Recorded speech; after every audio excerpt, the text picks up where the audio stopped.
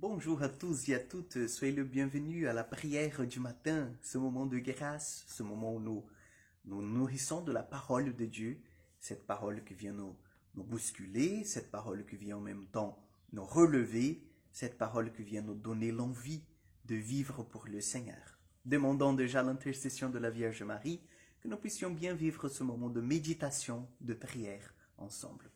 Au nom du Père et du Fils et du Saint-Esprit, Amen.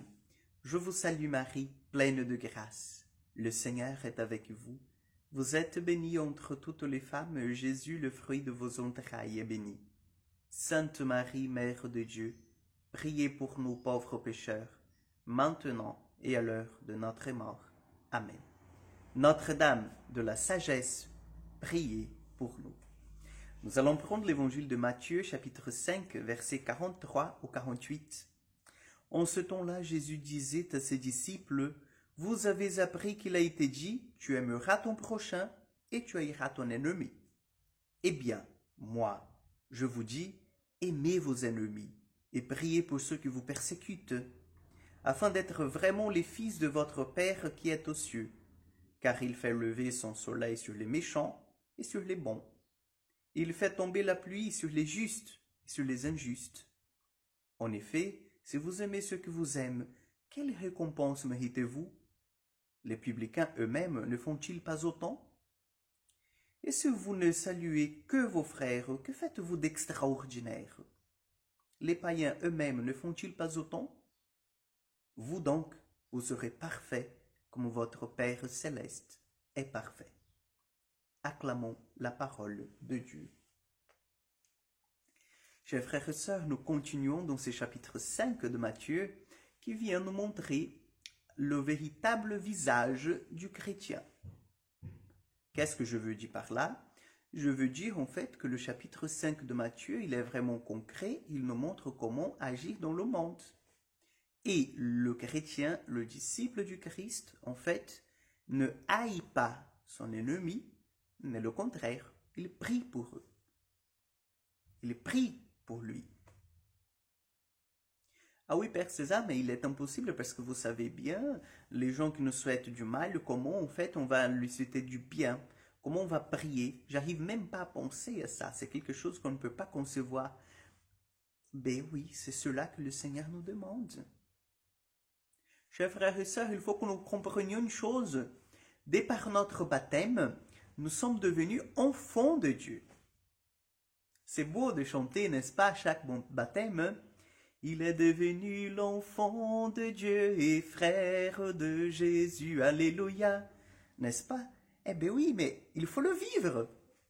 Et là, nous sommes invités à vivre autant qu'enfants de Dieu. Et Jésus, il est vraiment clair là-dessus quand il prend l'exemple de son Père. Il dit, ben, Dieu, par exemple, il fait pleuvoir sur les justes et sur les injustes. Et pour lui, en fait, il n'a pas de distinction au sens, je dirais, large du terme. Bien sûr que Dieu, il voit la méchanceté, il voit aussi la bonté dans le cœur des hommes. Ça, c'est sûr. Mais le Seigneur, en fait, il fait pleuvoir sur les deux. C'est-à-dire, il verse ses grâces, son amour sur les deux. Alors, lequel des deux, en fait, est plus ouvert à recevoir son amour?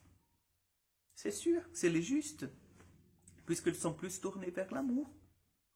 Lorsque le Seigneur nous demande d'agir différemment, lorsque le Seigneur nous demande d'agir autant que chrétiens, avec une conscience que nous sommes appelés à l'amour, et c'est pour ça que nos gestes doivent inspirer chez les autres aussi cet amour, le Seigneur, en même temps, travaille dans nos cœurs pour que notre cœur soit davantage rempli d'amour. Et oui, chers frères et sœurs, je ne sais pas si vous avez déjà en fait senti cela, mais de quelqu'un qui vous a fait du mal, que vous avez eu l'envie de vous venger, et vous avez en fait silencié cette envie, vous avez en fait mis le Seigneur devant en disant, Seigneur, c'est pas la peine. C'est pas la peine de continuer dans ce mal. C'est pas la peine de continuer dans ce cercle de destruction. C'est pas la peine. Donc je me tais et je te laisse agir dans la vie de cette personne. Je te laisse, Seigneur, la place. Et chers frères et sœurs, après cette attitude, le cœur qui s'apaise. Le cœur que tout simplement s'apaise sans que vous sachiez ce qui s'est passé. Je ne sais pas si vous avez déjà fait cette expérience.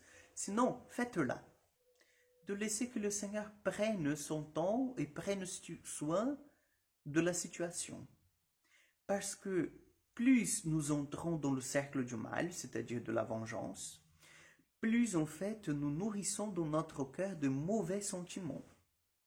Donc là, oui, nous allons tomber malades parce que nous savons qu'un cœur, en fait, qui est, pardon du mot que je vais employer, mais le cœur qui est pourri par la haine, l'amertume, en fait, il va déborder sur le corps, donc il y aura de maladies psychosomatiques. Nous savons bien cela. C'est une personne qui n'est pas agréable d'être avec. Pourquoi? Parce que nous avons choisi d'entretenir dans notre vie, de cultiver la haine et non pas l'amour, non pas le pardon. Donc Dieu nous appelle aujourd'hui par cet évangile, chers amis, à un chemin de libération. Soyons libres devant le Seigneur. Pratiquons l'amour. Ah oui, mais il m'a fait du mal. Elle m'a dit cela. Seigneur, tu vois tout. Tu vois tout. Ce n'est pas à moi de juger, de condamner et encore moins d'appliquer la loi. C'est à toi, Seigneur. Tu vois tout. À moi, je les pardonne. Donc, si vous avez du mal à pardonner quelqu'un, faites cela. Demandez cette grâce à Dieu. Mais faites cela d'abord pour vous. Parce que quand on est en fait dans cette rancune, c'est notre cœur qui est emprisonné, c'est notre cœur qui est là, lourd, plein de choses qui ne sont pas bonnes pour nous. Donc, le pardon d'abord pour vous. Et puis, bien sûr, pour libérer aussi la personne qui a tant besoin de votre pardon et qui est emprisonnée parce que vous ne le donnez pas. Donc, demandons au Seigneur aujourd'hui cette grâce d'aimer, aimer et aimer. Comme dit la petite Thérèse, aimer, c'est tout donner. Le Seigneur soit avec vous. Que Dieu Tout-Puissant vous bénisse et vous garde, le Père, le Fils et le Saint-Esprit. Amen. Bonne journée à vous, que Dieu vous accompagne et à demain pour encore un moment de prière.